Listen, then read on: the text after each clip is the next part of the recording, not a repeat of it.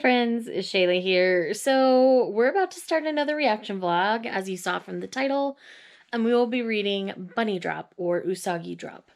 I have seen it's either 12 or 13 episode anime for this series.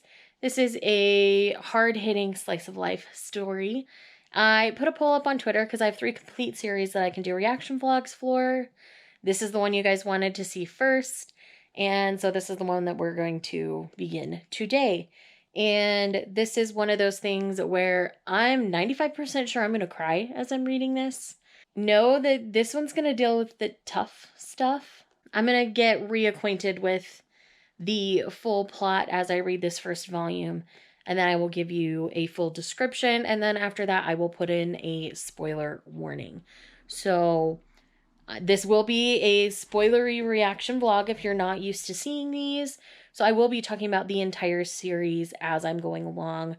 I do think I'm going to get pretty in-depth with my spoilers. I don't typically, so usually I stay kind of vague, but I'm going to get into it with this one because this one's going to deal with a lot of things that I'm going to need to talk about.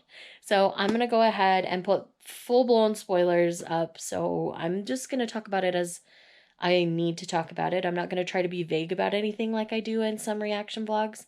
So I just want to preface that right here at the beginning so that you are prepared when that spoiler warning goes up. That means I'm deep diving from there on. And yes, I might do like what I did with my Crescent City reaction vlog, give you my full reaction at the beginning and then the rest of the reaction vlog. So if you've already seen that, great. Otherwise, I will see you after I get into volume 1 so I can give you a fresh and accurate description on this one.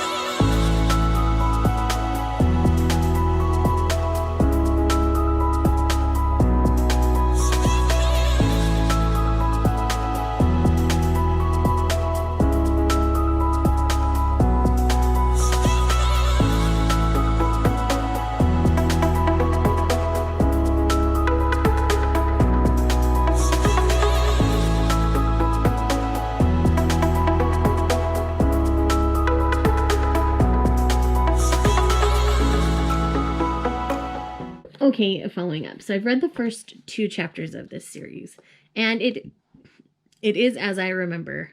We're following Daikichi, and he is our main protagonist. He's 30, and he shows up for his grandfather's funeral to find out that his grandfather had a love child. And no one in his family wants to take this love child in because they don't want to have to explain her. And so Daikichi, being a single bachelor guy, and frustrated at his family, decides to take this little girl named Rin into his home and figure out how to parent her.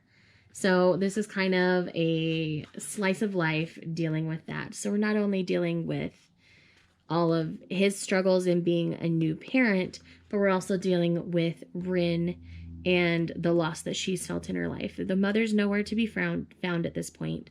I don't remember if we ever find out about the mom from the anime. I don't remember. It's been too long. It's been a couple of years.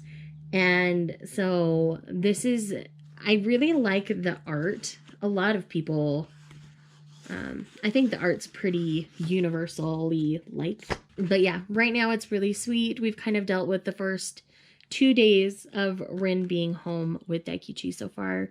And again, these are Japanese names. I know my pronunciations are going to be bad, and I'm very sorry.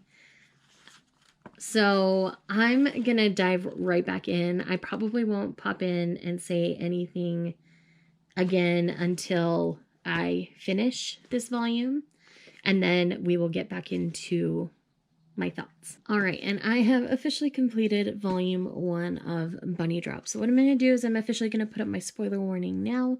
So if you do not want to be spoiled for the series Bunny Drop, I would cut out of the video here. So in this volume, as I said, after the second chapter, he's just kind of figuring things out.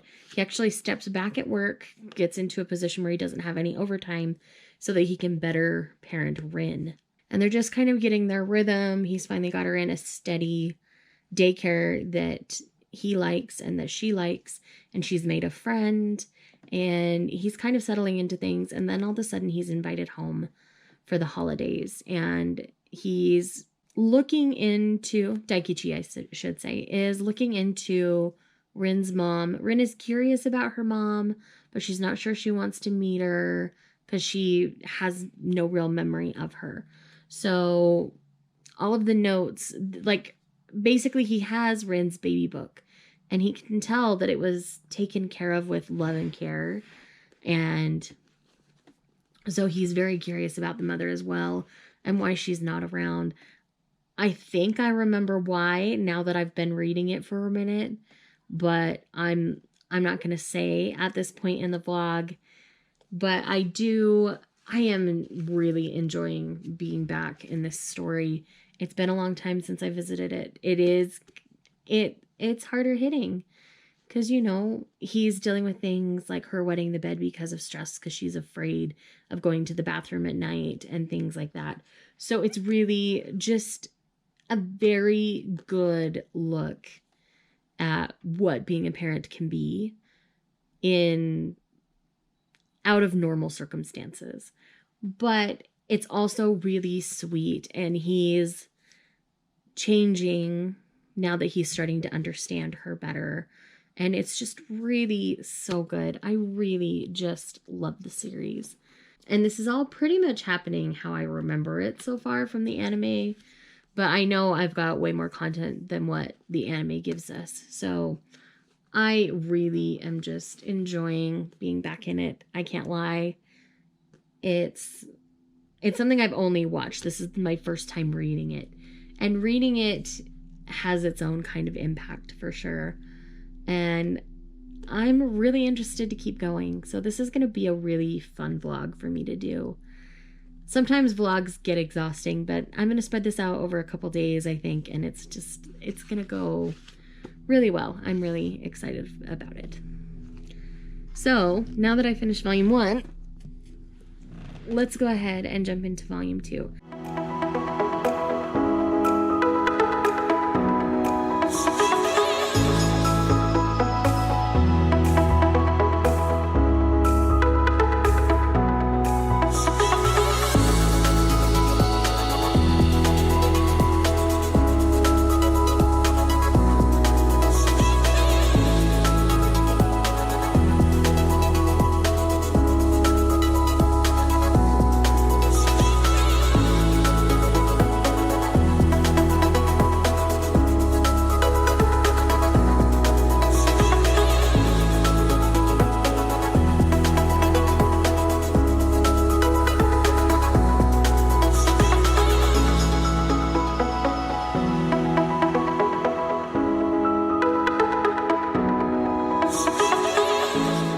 All right, friends, so I just finished volume 2, and in this one, we finally get things unraveled from the mother, and it's not quite what I remembered, but I don't know if that's because they did it a little bit differently in the manga over the anime. I'm not 100% sure. But essentially, the mom is a very young woman, and she's a mangaka, and she chose her career over being Ren's mom, essentially. And now that Daikichi is kind of keeping her in the loop about Ren, she's starting to feel the guilt that she felt for abandoning Ren. And it's really interesting, and I really enjoy what is going on in the series. I forgot about his friendship with Ren's classmate's mom in nursery school, I guess. And she's just about to head in, Ren is about to head into elementary school, into first grade. And it's Really fun. This volume does a lot. We see a lot more of Daikichi's family dynamic as well, and we unravel the mystery about the mom, and we just get to see Rin kind of figuring some things out for herself. She really wanted to have cute hair because she wanted the girls at school to like her and things like that. And it's just really interesting that all these normal things in life are brought up in just this really sweet way within this manga. And it's really interesting. I'm really enjoying it again, as I've said. And I'm now going to dive into volume 3. He considers adopting her in this volume, and she's like, nope, I'm not going to change my name, because they thought her biological mom suggested that she have the same last name as Daikichi because she was afraid of her being teased and stuff. But that didn't end up happening because she didn't want it, because Rin didn't want it. And so when he informed the mom, it kind of sent her on a spiral. And it's so well done because I feel like it's so real life and realistic in so many ways. You know, you see all the hard parts of what they have to go through together, and that's part of what makes this series so special to me, is that it doesn't pull its punches. It's just there, it's raw, it's real, and it's so good.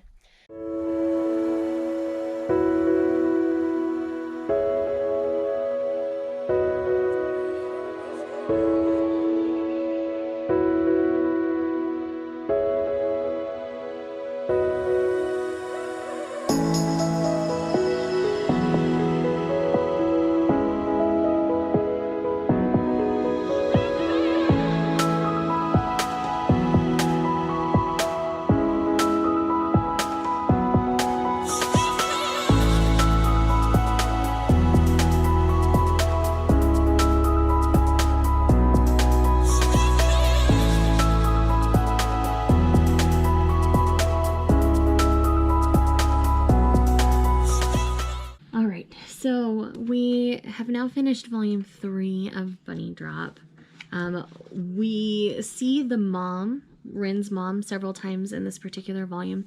I don't remember her being so prevalent in the anime, so I don't know what that means for my reading experience. I might just be not remembering things. So there's a good chance I will go back and rewatch the anime to see what they change after I finish reading through this. But basically, by the end of this volume, we have had Rin and Daikichi together for a year. And his friendship with the mom of the friend that Rin makes in primary school, that continues to develop in a really nice way. I really like where that's headed a lot. And seeing how Daikichi is changing and evolving as a parent is great, and I really enjoy seeing that as well. The other thing we're dealing with in here is we've got Rin, who's growing, and she's a very old soul, like, you know, kind of like her dad, or at least who we think is her dad. I have my suspicions that he's not biologically her dad, but I could be wrong about that. Anyhow, it's one of those things where I just really love the direction of this particular slice of life. We're going over a long period of time, which I appreciate and respect. I mean, it's been 3 of 10 volumes and we're already a year into the story, so that says a lot to me. And there's this whole thing with a tree where Daikichi's grandfather, or Rin's dad as we're calling him now, planted a tree for Rin, just like when she was born, just like Daikichi's mom planted a tree when he was born. And so he goes and he gets this tree and transplants it to his place. And then they come back at the end of this volume, and a bunch of the landscaping at Grandpa's house, because it's now owned by Daikichi's uncle, has been changed. And so they were very grateful that they went and got Rin's tree when they did. And it was just really well done. I really love how things are handled in this. And again, I don't remember a ton about the mom from the anime. at least as much as we're seeing of her in this. So I'll just have to revisit that and see if that's really as prevalent as it comes across in the manga, and I just had forgotten. There's a good chance of that. Like I said, it's been years, so it's probably been 4 years or more since I've watched the anime, so it's been a long time. And I really love the relationship that Daikichi and Rin have, and Rin has an influence over this boy at school. He kind of is acting out after the divorce of his parents at school, but he seems to listen to Rin, and people are noticing that. And so I'm really interested to see how that's going to develop through in this. I remember that from the anime as well, but I think they took a lot of the content in here and condensed it for the anime, because it's only a 12 or 13 episode anime. It's a pretty short one, so...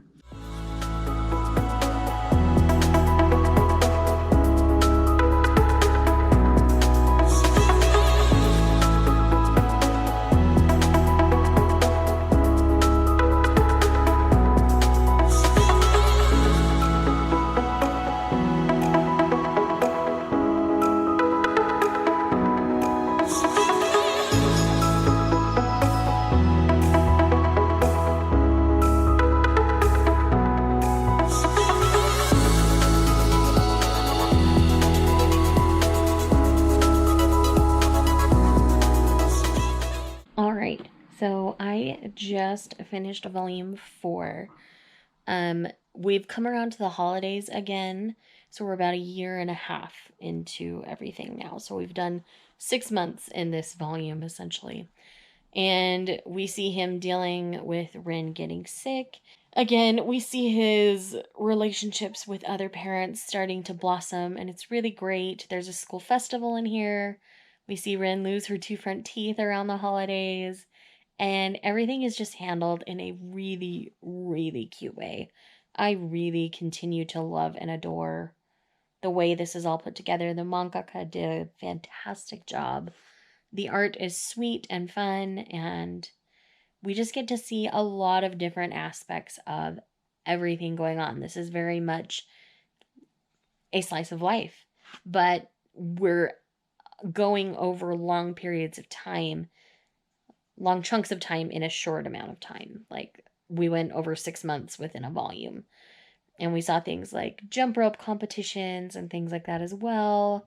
And the other thing, was it in this one or the previous one? No, it's in this one. So in the beginning of this volume, we see Daikichi's cousin, his adult, female cousin, come to stay for a little while because she's struggling with things at home. Her husband works late hours, and they live with his family, so she's kind of left to kind of fend for herself with his family, and they don't seem to be very kind to her. And so she actually runs away and stays at Daikichi's house for a little while, and it's just really interesting how all of that goes down, because I feel like I can't lie, I was kind of mad at the cousin for how she was acting in the whole situation. Like, she didn't even really try to talk to her husband about anything she was feeling or what was going on. And it was just really rough. I think depicting that, because it's a very realistic situation for a lot of people, was really well done. But I was very much with Daikichi on this one, and none of her motivations made very much sense in the decisions that she was making. And so obviously we don't have her whole story, but I have a feeling she'll pop back up again somewhere later on in the series, and we'll get more information then, maybe. I'm not 100% sure. But I do know that I still love this. I think I'm going to read at least one more volume today. So that would get us halfway through the series, and then I can give you kind of my halfway point sum up feels. So...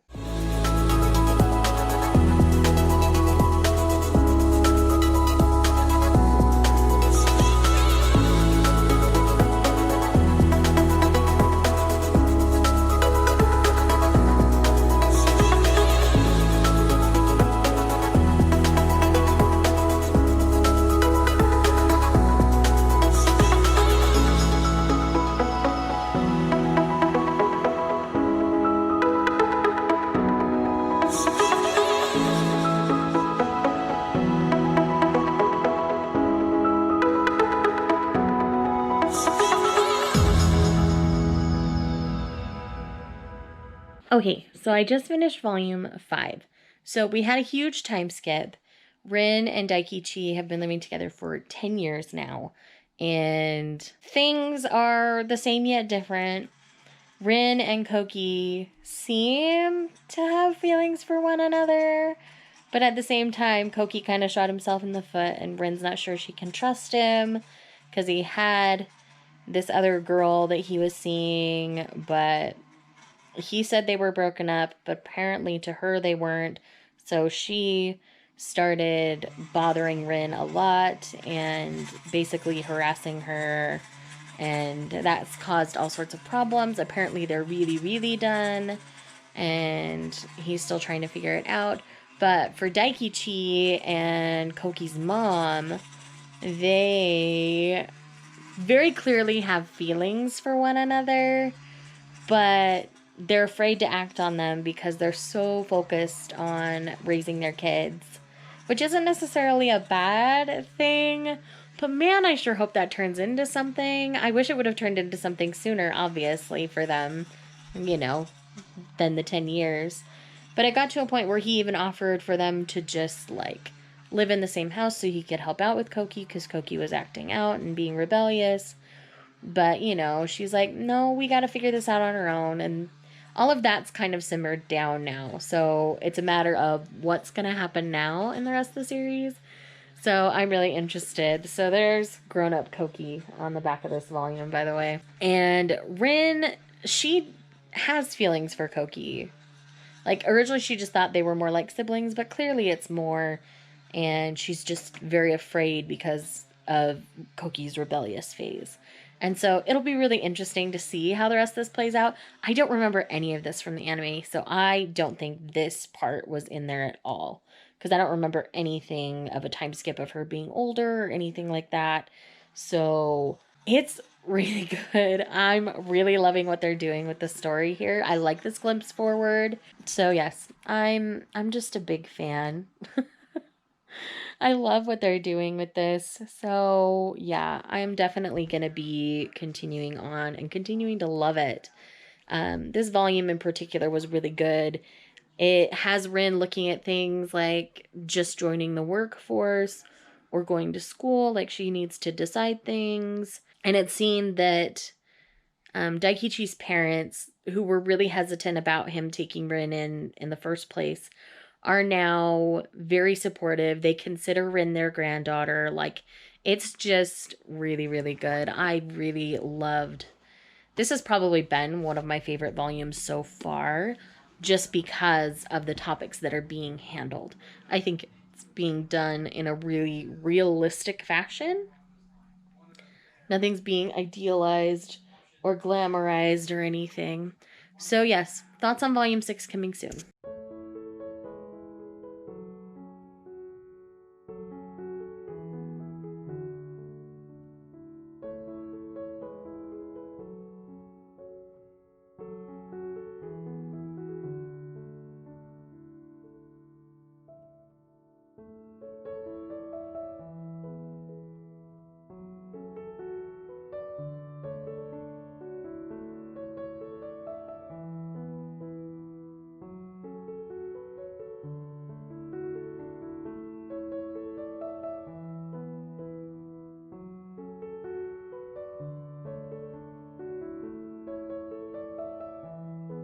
Hello, it's officially day 3 of reading Bunny Drop.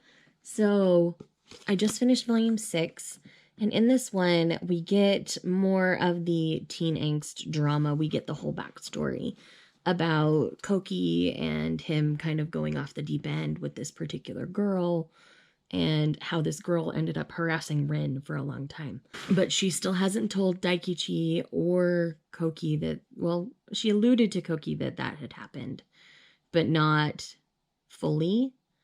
And then Daikichi has no clue. And it's one of those things that I wish Rin felt like she could talk about it with Daikichi. But at the same time, I understand she doesn't want to worry him. And so, I get it, but I disagree. But, this is the adult in me, the hindsight, the 2020 vision, because of the way the story's told. So I still love this. I like seeing grown-up Rin and how she's grown and evolved, but she's still the same at the same time. She cares very deeply for Koki, but after she was getting harassed by this ex-girlfriend, she just decided that she can't be with him that way, and it's really hard. I fully expect that to change before the end, because he's the only one who's ever caught her eye. And so it's one of those things where it's meant to be, but things have to blow over first kind of a situation. So yeah, this is the crazy ex-girlfriend on the back. And yeah, it's just really interesting. I continue to love this. I love these snippets of their life together. And Daikichi, he never made anything happen with Koki's mom. And now Koki's mom, like, has the potential to be going out with someone. And so, yeah, I'm happy for her. She deserves to be happy. But I wanted her and Daikichi to be together because they understand each other and the single parent thing. And I just wanted it so bad, but I don't think I'm going to get it. It's okay. Daikichi sat on it for way too long. He had a moment where it could have happened. And they both kind of, like, the timing was just always off when they would talk about it. So, yeah.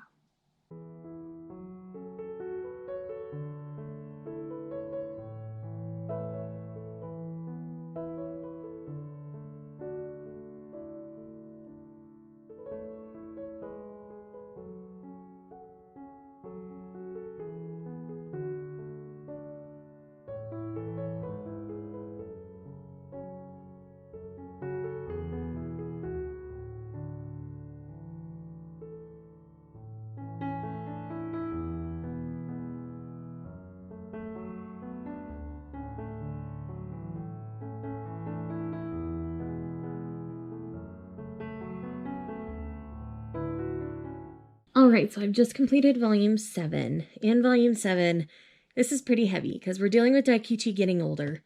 He strains his back, and Rin has to take care of him. And we see kind of the fallout with Koki from the previous volume. And then the biggest thing that we deal with in this particular volume is Rin decides she wants to seek out her mother. And so she requests all the proper forms and stuff, but Daikichi finds out that that's what she was trying to do. So he calls her mom and sets up a time for them to meet. And so we basically get glimpses of the mother feeling the guilt for abandoning Rin early on, because now she's moved on. She's either married or about to get married, and she's pregnant with another child. And so she was very fearful of how all of that was going to go down. And so we haven't seen Daikichi since Rin got together with her mom, with Ma-chan, as she's known. So we'll get the answers to that in the next volume. But again, I like seeing grown-up Rin. I like seeing that Daikichi was good to her. And it just... This story is just feeding my soul. I'm not crying like I expected to, but I'm still very much in my feelings and in my emotions about all of it. So...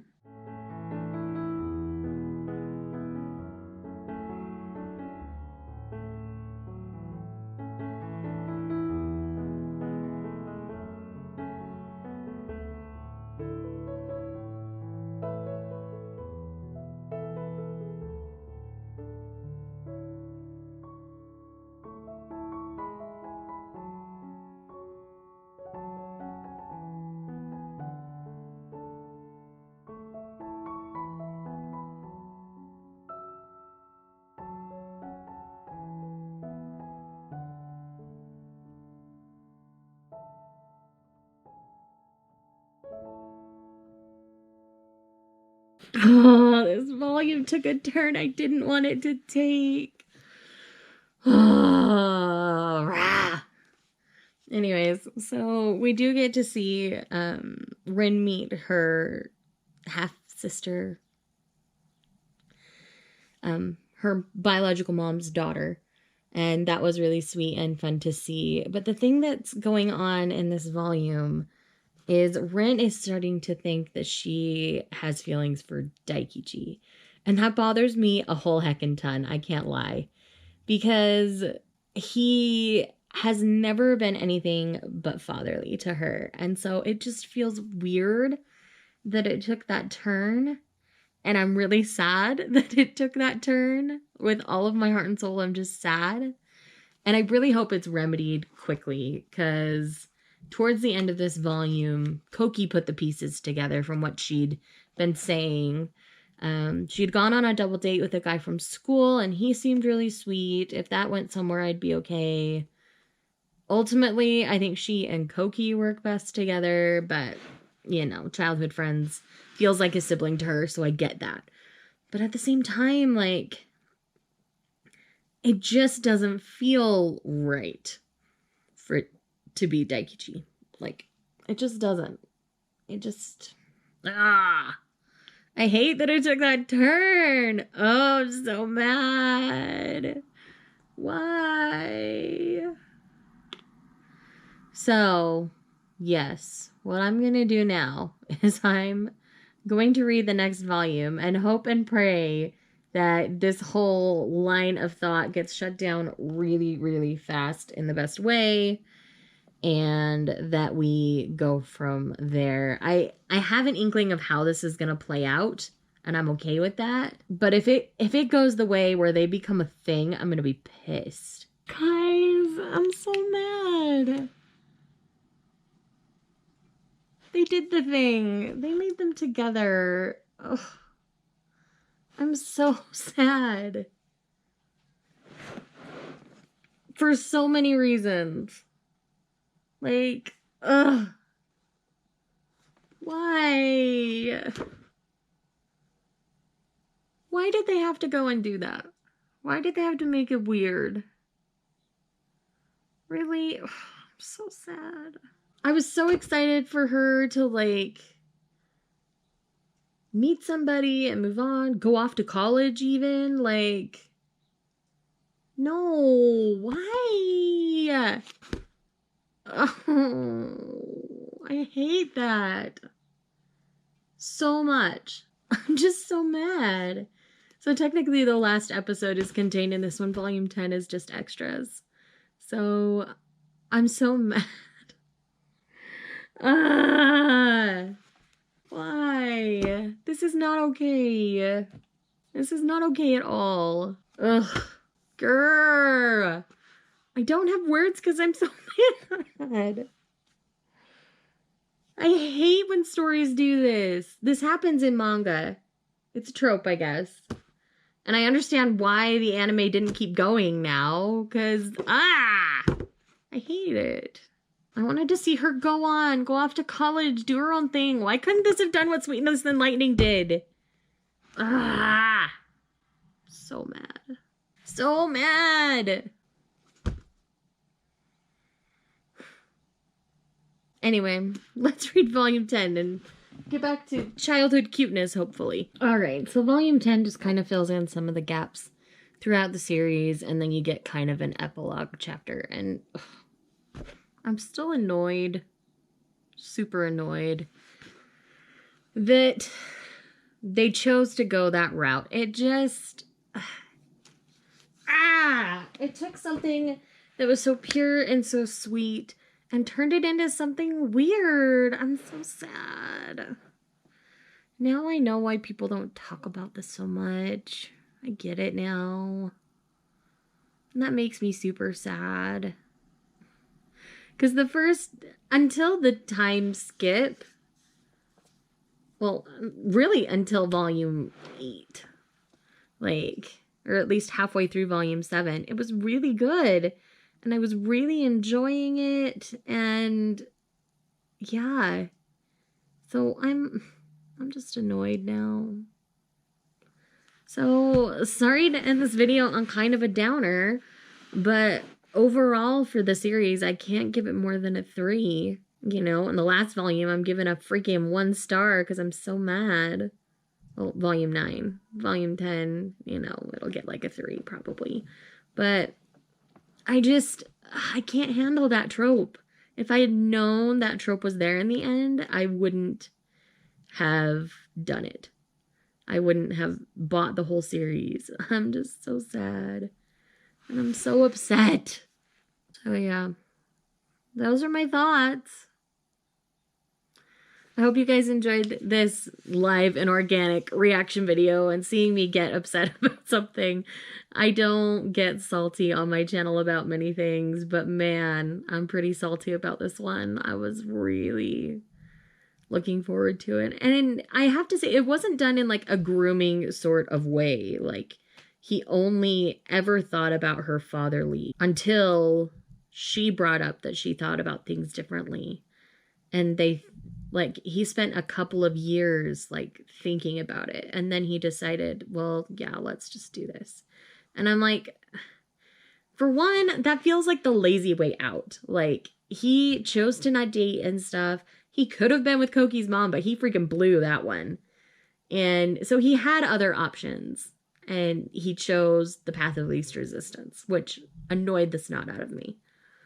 And two, like,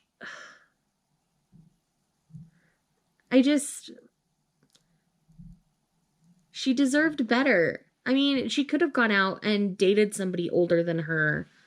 You know, it didn't have to be him. She still could have kind of been like her mom and, you know, been attracted to somebody older than her and things like that. Like, it could have been done in a way that was way better than this. Like, it could have even been like one of his coworkers or something, and I would have been way less annoyed. But, you know, and they go over the fact that they're not biologically related at all because she's not actually biologically the grandfathers, but he did adopt her and things like that. And so it's just annoying. Like, there are so many other ways this could have gone across, like, and they chose that route and they didn't have to. I'm just, so yeah, I'm probably going to be salty about this one for a bit. All right.